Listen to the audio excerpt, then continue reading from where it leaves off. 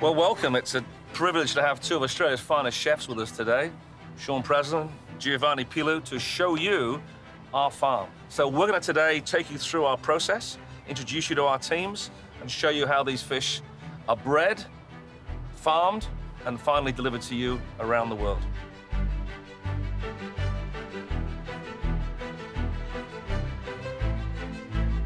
Yeah, so it is my first time here. So what is that makes this area so special?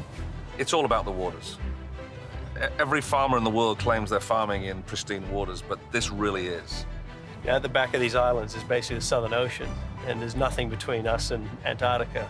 So that cold, crystal clean, marine, oceanic water is basically coming straight into the Spencer Gulf, straight through our cages, and come up the continental shelf, push through our cages, and keep our environment really clean for our fish. And that keeps the waters like fairly cold all year around? Or Absolutely. And the other amazing thing in terms of what helps us to keep the water clean is that there's no one living here. This environment is very low in terms of population, and it's a very dry environment. As you know, South Australia, driest state, the driest continent in the world. So there's no water runoff, there's no freshwater runoff, there's no organic material leaking into the environment. So it really is, the ocean is able to keep in its natural form all year round. I mean, there's this word broodstock going around. What exactly do you mean by that? Well, broodstock, they're our breeding population. And by our broodstock, we actually sourced our broodstock from these waters here in the Spencer Gulf, and now we have them in the hatchery. We've got a selective breeding program where we've been able to pick the best of the best performers. Our broodstock produced eggs, which starts the whole hatchery process. So from the hatchery eggs, then we'll get to our larval stages and our early nursery phases and stages, and we move our fish through, and they'll eventually transfer them down by a helicopter out to the sea cages, where Chester's team will take them on from there.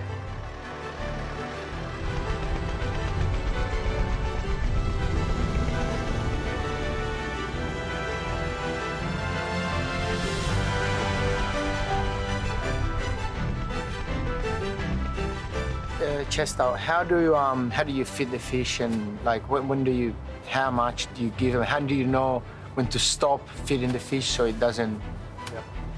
So every day we feed the fish. The small fish, when they first come from the hatchery, they get multiple feeds from dawn to dusk.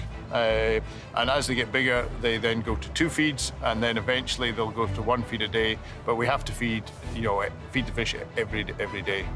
Working on a farm like this is not for the faint-hearted. These guys are going to come out to these waters no matter what the weather conditions, because these fish are going to be fed every single day.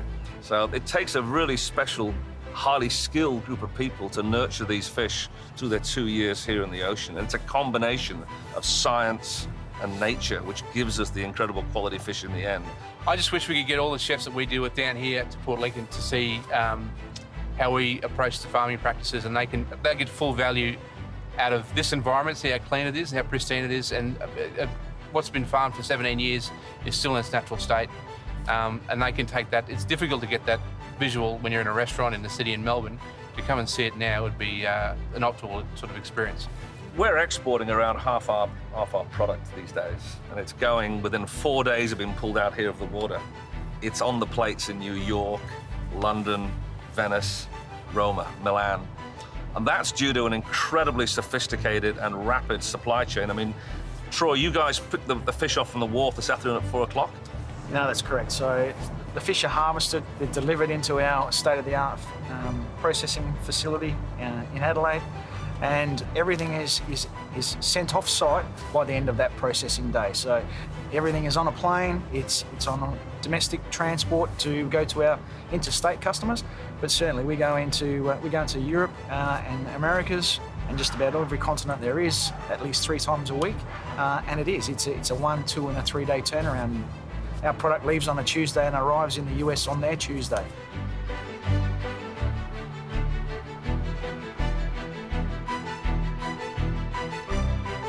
The new sensory fresh product that you're doing, how does that change the logistics? Sensory Fresh is a game changer. I mean, it's a very delicate process. It's a very fast, rapid freezing technology to make sure we lock in the quality and the freshness and the taste and the colour. It's all about preserving the beautiful fish that we've experienced here over today, and making sure that what we're selling as a frozen product is as good as we can make it to give and deliver into our customers and our chefs to be able to create masterpieces for customers worldwide. Thanks, David. Thanks, boys. Really nice to meet you, and thanks for bringing us out here. I think it's time to grab some fish, head into shore, and I'll carve some up for you.